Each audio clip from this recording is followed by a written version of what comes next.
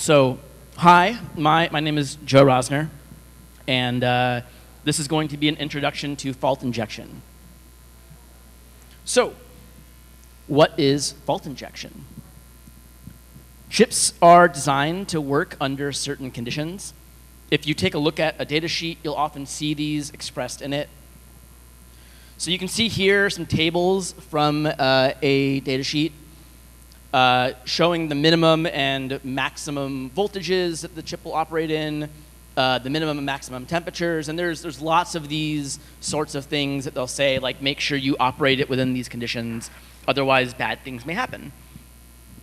And so there's all sorts of environmental conditions. It's part of the reason why like chips are packaged in like an epoxy or some other sort of thing, is to keep light out and other sorts of things out that might compromise like the operating conditions of it.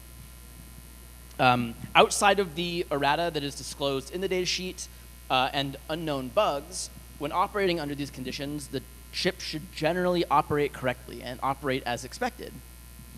What we're doing with fault injection is we're typically using a tool to operate that chip outside of those conditions and hope that it does it correctly enough that it continues to work, but incorrectly enough that it changes the behavior of the chip into a way that is useful or helpful for us.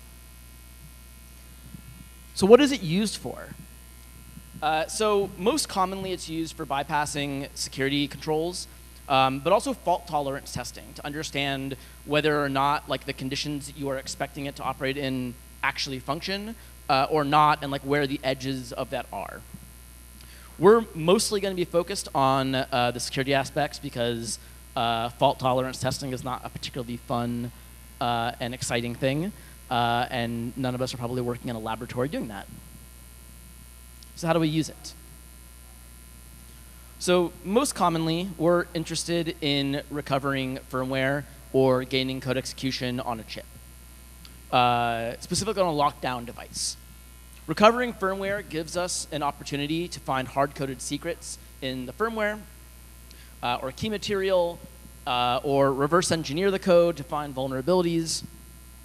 And these vulnerabilities may give us the opportunity to get code running on the chip.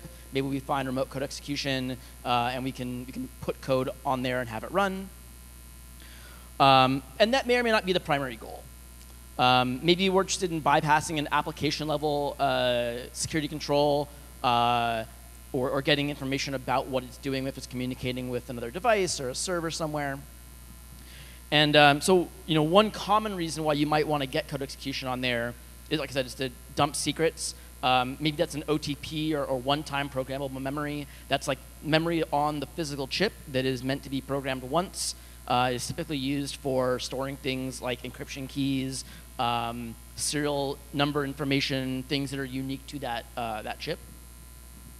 And this could allow us to impersonate a specific device or communicate with different like back-end services that it would communicate with, or interact with other devices, or just generally break the security model of the device that is being looked at. So what sort of security controls are we talking about? We're primarily going to be focused on 4 controls, and that is secure boot, code readout protection, encrypted flash, and disabled debugging interfaces. So we'll take a look at each of these and learn a little bit more about how they work. So secure boot is used to ensure that only trusted code runs on the device. And this is typically implemented using digital signing and verifying the code before it's run. So you create a signature of the firmware, and then something will verify that signature before the firmware runs. Generally, you'll have what's called a first stage bootloader, or like the first piece of code that runs. And that serves as a root of trust. So we trust that thing is safe, and we build our chain of trust on that. So it will verify the next stage, and then the next stage will verify the next stage. But we always have that root of trust where everything starts from, and we are just making that assumption that is true. And we do that typically because that first stage bootloader is typically built into the silicon. It's on the mask ROM. it can't be changed, it can't be modified. It is static. It has been more or less verified, and it's been programmed by the factory during manufacture time. And so this can be implemented with both symmetric and asymmetric algorithms for signing. I think asymmetric is typically more common because it means you don't have to put a private key in, or like a shared key in on the device, so you can't recover that. You can just verify it with a public key. But both are typically used, and it sort of depends on the design of the chip and how much power it has and what kind of crypto acceleration it has. So there's a lot of the decisions that go into that process. And typically, the key material is stored in what I called OTP, or one-time programmable memory. And this is memory that's accessible by the code running on the device, but generally not otherwise. It's usually protected in some way. And that makes it harder for it to be stolen out of that device and then used to decrypt or sign or make malicious images. And so this is often paired with controls to prevent the firmware from being acquired to avoid attackers identifying vulnerabilities, because if you were to, say, find a buffer overflow in the firmware running on it, you could get code running on there even though it's not trusted and verified code, because it's already passed that check that is running. This check only happens at startup time, typically, when it's initially booting up.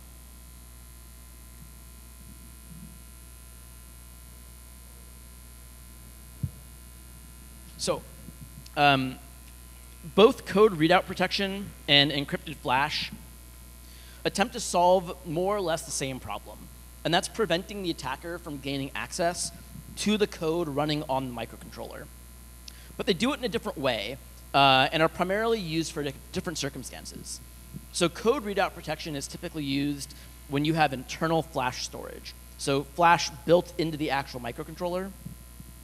And flash encryption is usually used when you have external flash. So some separate chip. Wow, those picture on the side is not super important, don't worry. So external flash. And so by introducing controls to prevent the flash from being read, either completely disabling or requiring a password to get access to it, it should prevent an attacker from being able to simply pull the firmware off.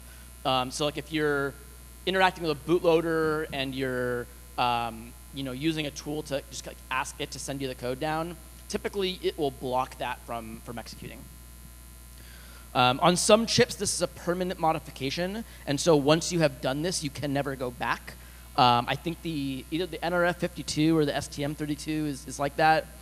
Some will have a password on it that you can enter the password, and then it will let you pull the firmware off. And other chips will simply let you erase the flash on it and then reprogram it, guaranteeing that the flash is the data is no longer in the flash when it's pulled down. So encrypted flash is, like I said, used when you have external flash. And the reason for that is that if you have external flash, you can just hook that up to a programmer and then read it off. And so having code readout protection on your chip isn't going to prevent that type of an attack. And so you need some way to obfuscate what the actual data looks like on the chip so that you can't just pull it off. And so there's a couple of different ways this works. On chips like the ESP32, you have a MMU, or a memory management unit, and it handles all of that encryption transparently.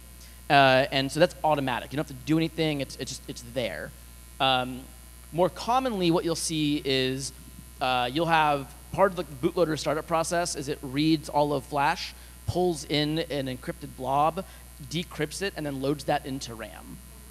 And that's very common and what you'll see in a lot of different things.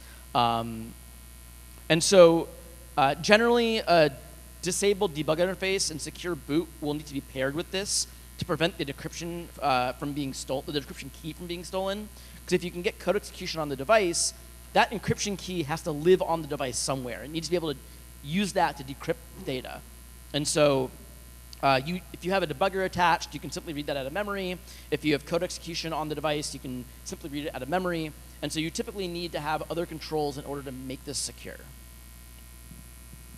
And then finally, most chips offer some sort of debug interface whether that's JTAG or SWD or other protocols.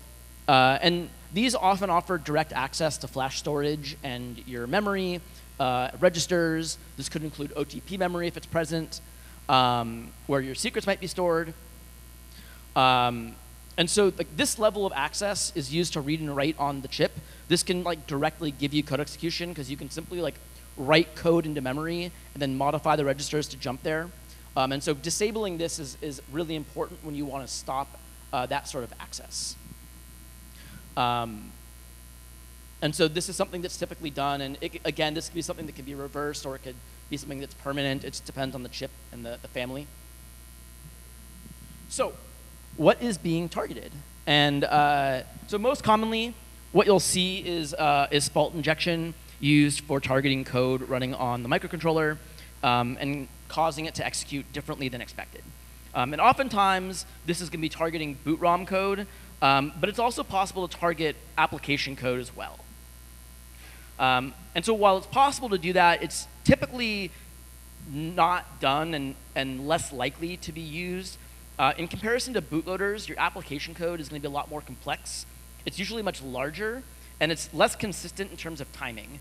And this means it's going to be harder to consistently trigger and exploit it in a useful way. So the search space for your parameters is going to be much larger because of this. And it's going to take longer to find those valid parameters that do the attack correctly. It's also less likely to be repeatable, which is a problem because you want to be able to do this multiple times, most likely. And when you find a vulnerability, it's not going to be something that you can use across devices. Whereas with a boot ROM, if you find that, it's built into the silicon. And when you find a vulnerability there, that's going to work on every device that uses that chip. So I've mentioned bootloaders a lot and boot ROMs a lot, but I haven't really talked about what they are. And so typically, this is the first piece of code that runs on the microcontroller. Like I said before, it's usually built into the silicon. It's etched into the mask ROM. Or it is the mask ROM, but it's etched into the silicon. You can't modify this. If you want to fix a code bug, you have to literally make new masks and make new chips. There's not a patch you can apply typically, and so it's very expensive and it's not commonly done. They don't just rev a chip. They'll just kind of say, hey, this is a known bug. Maybe if it's a really secure thing you need to do, don't use this chip, or wait for the next revision. But these are generally pretty small, and they're not usually very full-featured. Typically, what you'll see is you'll have a stage 0 or stage 1 sort of boot ROM, and then this will load a second stage boot ROM, and that second stage one is usually in Flash, and it gets loaded in, it has more features, it can do more stuff. And so your security features might be built into both, it might be built into one of them, but typically you have to have some level of that built into the first stage to do things like secure boot, because you need to have that root of trust, something that cannot be compromised unless there's a vulnerability in it. And so, like I said, these are typically used for doing things like all your security features because they are the first thing that starts up. And so generally when targeting a bootloader, we're targeting these security features to either disable them or re-enable functionality that has been disabled by the bootloader. There's a whole bunch of different ways that this can be accomplished, but typically it takes the form of injecting a fault while the settings are being read out of that OTP memory and either changing the values that are being read or changing the values that are being written or preventing a code path from running that enables or disables something. If you've ever taken a computer architecture class before, you might remember something like this. This is the fetch, decode, execute loop. This is a simplified version of what a processor is doing at all times. It fetches the next instruction from memory, it decodes it, and then it executes that code.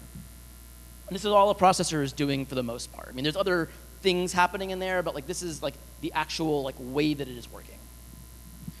And so modifications during that fetch process, say we modify the data that is being read, or we cause the decode step to decode incorrectly, or we execute it differently. Those are all ways that we can cause the chip to do something unexpected. We can imagine some like simplified bootloader code doing something like this, where it reads the configuration options for what settings are going to be set, and then making decisions based on that about like which features to turn on or off.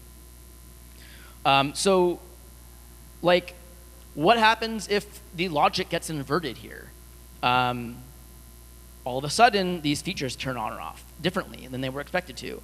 Or what if like a call instruction that was supposed to branch into one of these functions that does turn something on or off gets skipped or turned into like a increment or an add or something else that doesn't break the idea of what is supposed to happen, but just the code executes differently in effectively a no operation.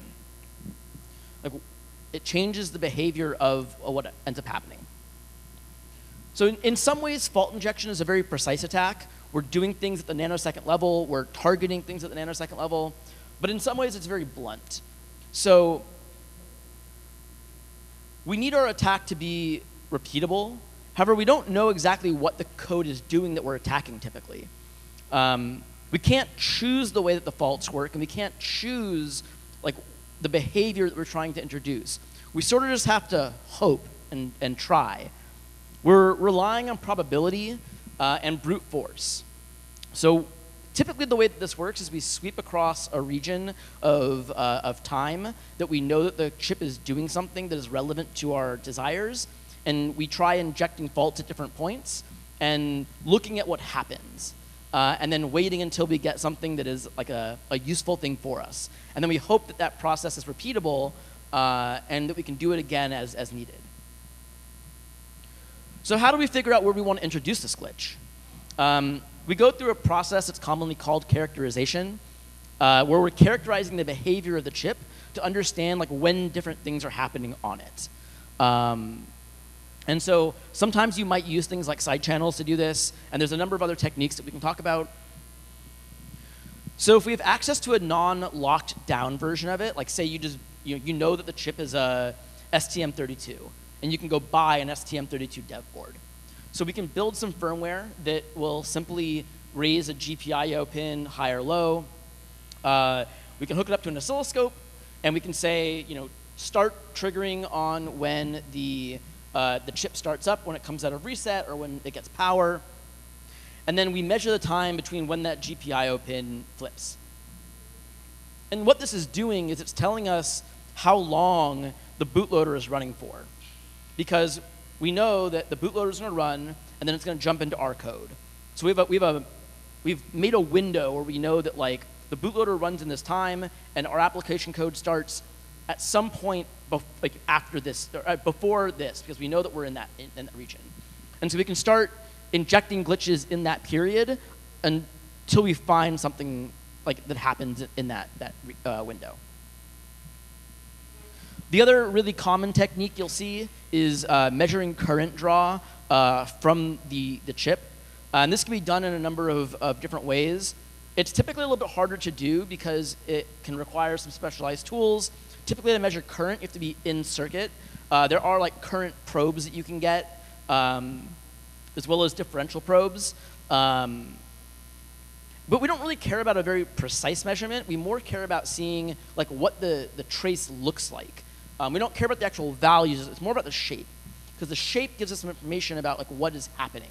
So like looking for things like common patterns, like a repeating sort of thing, might be an indication that there's like a loop happening, because we see the same trace happening over and over and over again. Maybe we see a dip because it's pulling more power because it's doing something at that point, or we see it going up. These are all indications and very common. One of the common ways to do this is you put what's called a shunt resistor in between in the current path, and you can measure on what's called the high end and the low end of the shunt. So the high end is the side before the resistor, and the low end is after. And what a resistor is doing is it's going to drop that current or the voltage, because it's introducing resistance into it. And so using Ohm's law, you know the voltage drop across the resistor, and you can measure the current by simply doing some math. So that's what's happening here. There's 2 probes on either end of the shunt resistor. And this is a pretty common way to measure this. It's used very commonly in side channel attacks, as well as for characterizing chips. So this is like the result of that. You can see here the yellow line is our trigger line, and that is like the reset pin coming out of low up to high. And the blue line is our core voltage being monitored. So we see some dips here and some stuff happening, and that is just, you know, the chip drawing more or less power and doing things. It's kind of zoomed out so you can't see like the details of it, but that's more or less how this works. And so once we have an understanding of stable time range, and we know when the bootloader is running, we can start sweeping across that time range and inserting glitch parameters. We want to do it. Is this? And so this is basically that. You can see the dip there.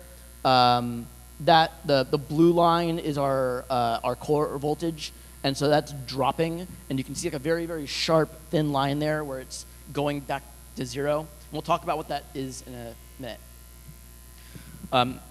Lastly is triggering. I've talked a bit about this, but precisely placing the glitch is really important.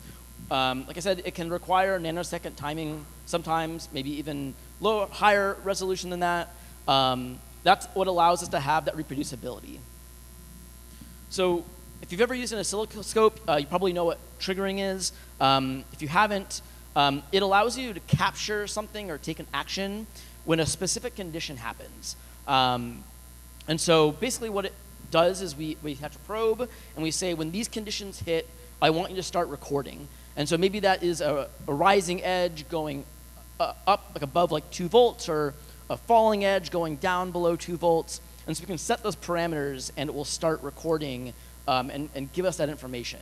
And we use the same thing with glitching.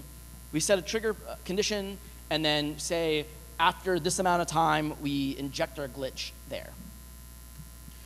There's a lot more advanced triggering as well. So like digital signal decoding and SAD, or sum of all differences.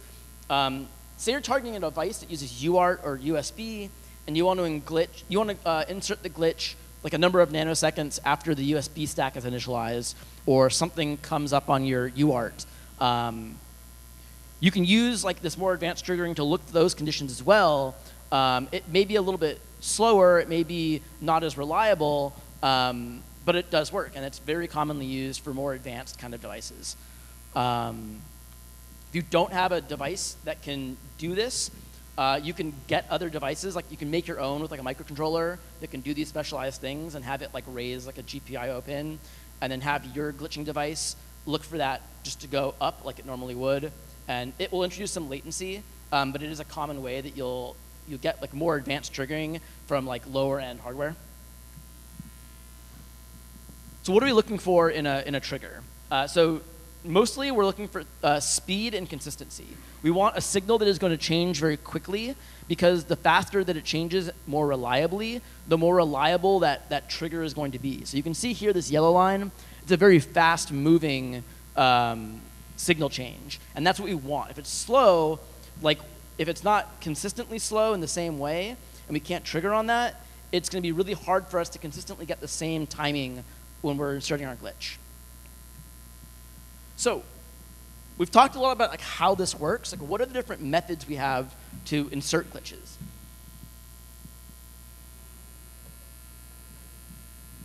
There's many different types. Kind of like whatever you can do to like influence the operating characteristics might be viable. But we're going to focus on voltage, clock, and EMFI. These are some of the most commonly used and most accessible sort of options that we have today. And like, so you can use things as like simple as like a heater or compressed air. The problem with those is they're not very accurate, and they're really hard to control quickly, like bringing the temperature up or down very quickly. And so that becomes one of the reasons to use specific types is that like you have a lot of control over the method. And there's probably lots of other things that can be done that people haven't explored yet, and you should go do that. Go buy interesting hardware and see how you can use that. So we'll start with voltage. The crowbar is like the most like blunt and honestly one of the most common methods being used right now for introducing glitches. And it's not always implemented this way, but this is like the most common way that it happens. Typically, you have a MOSFET that's driven by your glitching device. And it's really important to have a really fast changing MOSFET, because you need that glitch to be like a very, very like fast like dropping thing. And so what you're doing is you're powering like whatever pin that you're expecting to power at whatever voltage it's supposed to be powered at. And then you use that MOSFET to very precisely in time short it to ground. And what this does is it takes that pin and it just drops the voltage out very quickly and then brings it back up. And what you're hoping that happens is that changes the operating characteristics. Maybe it briefly sucks power off of a bus and means that like the ones don't get set on the bus because there's not enough power there to get the values there. So you latch in zeros instead of ones. Or I don't know, like the I/O doesn't work properly, or some block and there isn't powered properly. There's all kinds of reasons why this can happen. And you don't necessarily know like what's going on under the hood. And that, like I said, it's blunt in that way. And so there's many different places that you can use a crowbar. It could be on like the core voltage if that's accessible. It could be on I/O voltage. It could be on external voltage regulators or internal voltage regulators if there's like a feedback mechanism on it. Basically anything that supplies power to like a block within the chip, you can introduce a fault into. It may or may not work, but that is a place that is like valid that may have some change to the behavior. And all of these options may not be possible. It's going to be dependent on what is broken out of the chip and what pins are there available on it. One of the unfortunate realities of voltage-based fault injection is that modification of the device is typically necessary. So commonly you may have like two separate nets that are connected together because they share the same like voltage reference. And so you may need to separate those, and that may mean you have to like power it separately or do some modifications to the board to make that happen. It's common there's bypass capacitors next to voltage sources to make sure that the power source is clean and reliable. You have to take those off so that you can make it less reliable and more glitch tolerant. And so like there's like an art to it of testing that, pulling it off, testing it, making sure it still boots, making sure it's still running reliably, but not so reliably that your glitches don't work. And so it takes a lot of trial and error. And so depending on what probes you have and like their quality, you may need to add connectors onto the board. You can see here there's an SMA connector, and that's added there for measurement as well as introducing the glitch. But there's all kinds of ways you can do that. And like I said before, once you have it all set up, you can sweep across that region and you can start introducing the glitches. And so that's all that's happening here is you see those being introduced across there, testing different parameters. There are many commercial tools available across many different price ranges. I'm only going to talk about like the more consumer-friendly stuff. If you want to go buy like $100,000 Richter equipment, like that's cool. I can't afford that. In the lower cost area, the Faultier is a great choice. It's an RP2040 based device that uses PIO and a MOSFET to do your crowbar. It's very similar to what is on your badge, and so you should be able to do a very similar sort of attack using the badge as you would this. The one up on the side here is the Chip Whisperer Husky. This is New AE's like current model that is like kind of like the bit higher end one. I think it's the $500 range.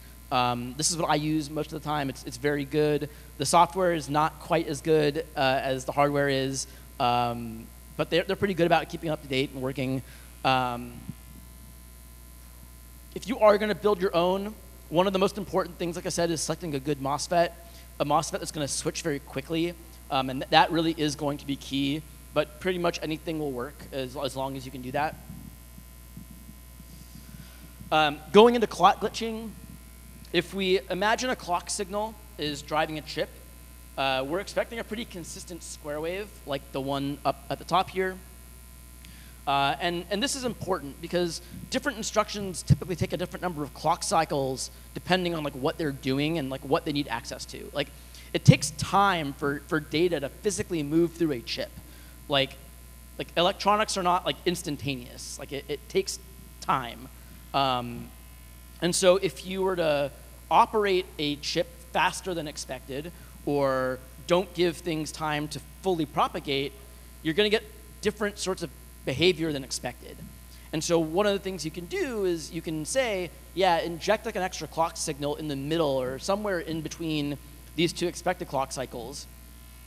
And maybe your data hasn't propagated through, and so the data on the bus that's being read hasn't updated, and you get like old data. And the old data is data that's useful for changing like the characteristics of something. Or maybe you're reading like instruction data, and so it's expecting to get a jump, but instead it gets like an add because that data is different. And so that's one of the things that can happen using this. And so there's a handful of ways this can be done, and typically that looks like replacing the oscillator fully on the device if it's using an external crystal or oscillator. And you can do this with like an FPGA. You can do this with another clock source, depending on how fast it needs to be. You can also just simply connect to there and inject another like signal, but it's harder to do and requires higher end hardware. The Chip Whisperer Husky, I think, can do like a 200 megahertz clock signal, which is pretty fast. Like, that's faster than most things you're probably going to be targeting, unless you're doing like really high end chips. Yeah, it does a good job with that. In general, clock glitching seems to be used much less often than voltage and EMFI. My understanding is that this is due to a number of reasons, mostly that like there's a lot of chips that use internal oscillators, so you don't have the ability to influence what that clock looks like because it's all being generated inside the chip. And the other thing is that like the chip itself may have a clock divider in it, so that the signal coming out of the crystal or oscillator isn't the actual signal being used, and so you don't have enough control over what that clock signal ends up looking like when it is being run in the chip to actually use like a traditional sort of clock glitching approach. And lastly, we're going to look at EMFI, and this uses like a high voltage sort of source, and then releases it quickly through a coil, which creates like a magnetic field and can be used to like direct that down into the chip. And this may interfere with buses in it. It may flip bits. There's all kinds of different things that it can cause to happen. There's a number of benefits to using EMFI over voltage. To start with, it generally doesn't require modification. This can all be done like it's generally done to the chip itself, and your probe can be like on the package or above the package. So you're not like having to like modify the package because you're not influencing like the voltage directly or the clock directly. You don't have to like remove components or remove bypass caps or anything like that. It's generally like reliable and doesn't require as much work to set up. The downside is that it typically requires more hardware. And so like here you'll see like a setup that people have. What you need to do typically is like move that probe around the chip in space so that you can get like target different areas on the chip. And so you need somewhere to position in X, Y, and Z to do that. And so there's like really high-end like closed loop positioning sort of things. A lot of people in like the lower end space have started taking old 3D printers and building automation for that. This is like a Ender 3, I think, in the picture. Yeah, this apparently works very well. I've also seen some research showing that people just like take a big ass like coil probe and just like put it there and just kind of like YOLO it. And apparently that has like pretty good results. It's probably not as accurate and probably not as reliable as like precisely positioning it. But there was like 2 talks at I think CCC last year that showed people using that technique, and it ended up working like relatively well eventually. So there's a bunch of learning resources if you want to get started with this. Like now is like literally like the best time ever because there's so much available and the price of these tools have come down so much. So NewAE, the company that builds the Chip Whisperer, they have an open source like guided, self-guided like coursework that's made up of a bunch of Jupyter notebooks that covers a bunch of fault injection and side channel analysis attacks. Not all the labs can be performed with every variant of the Chip Whisperer, but if you buy the Husky, it will do all of them. The Nano is their lowest end model, and I think that one only does voltage. But it's really easy to get started with. They also offer a training that's based on this, like an in-person training. I've never personally taken it, but I'm assuming it goes a little bit more in depth. So there's applied fault injection. This is an in-person training run by Thomas Roth or Stack Smashing. I personally haven't taken the 2.0 version, but I did take the initial version of it. It's a really good introduction if you've never done anything before. You end up building a lot of your own tooling, which is cool because you get to see how it works and what the hardware looks like and what it takes to build it. You build your own tooling from an RP2040 and a MOSFET. The course primarily covers the STM32 and the NRF52.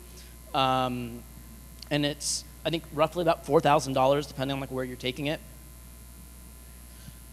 If you think that is too much money, he also offers an online self-guided version of it that's a shortened and smaller version on his training platform called Hextree.io.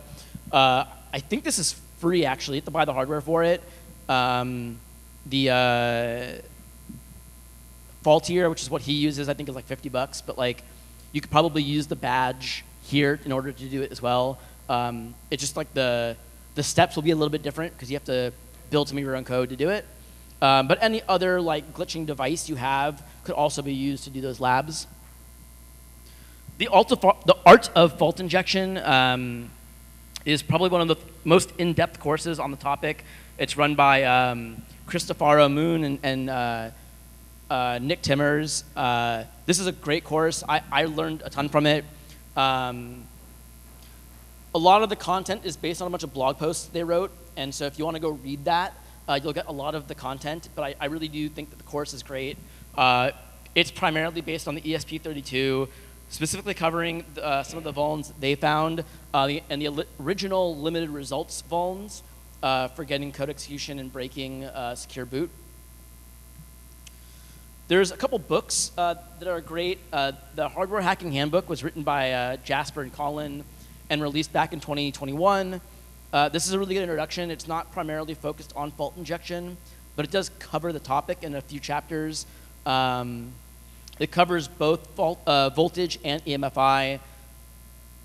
The other really great book I'd recommend is Microcontroller Exploits. And this came out in 2024. It was written by Travis Goodspeed. Again, this covers more than just fault injection, but it's a really great resource. What it does is pull together a bunch of resources about different microcontrollers that have, I think, all been publicly disclosed at this point. But it puts it all in one place and kind of gives you a resource that you can learn about that. It's probably not a great introduction to the topic, but if you wanted to say, like, find like known vulnerabilities against a chip that you're targeting, this is a really good place to go and have all that in one place. And that's it. I got time for questions.